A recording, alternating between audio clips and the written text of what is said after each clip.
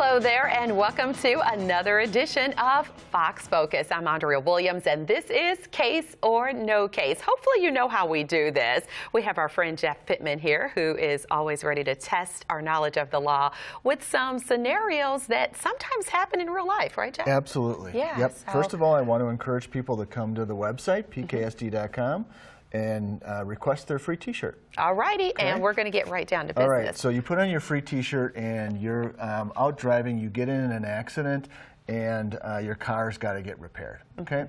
So you go to the repair shop and they give you a loaner vehicle, right? Okay. You don't have to go to a rental car store. They give you the loaner, right? And so you're out driving, and on your way home, you rear-end somebody with the loaner vehicle, okay? Case or no case against your insurance company while you're driving the loaner?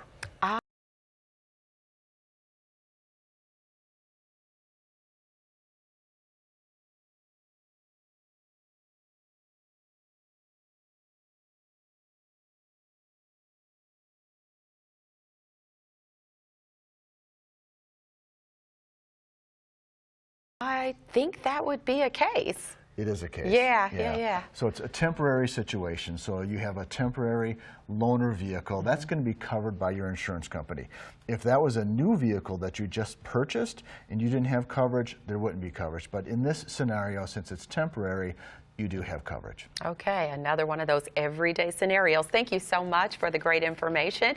And of course, if you ever have any questions or need to determine if you have a case or no case, you should dial the 333-3333 for the PKSD guarantee.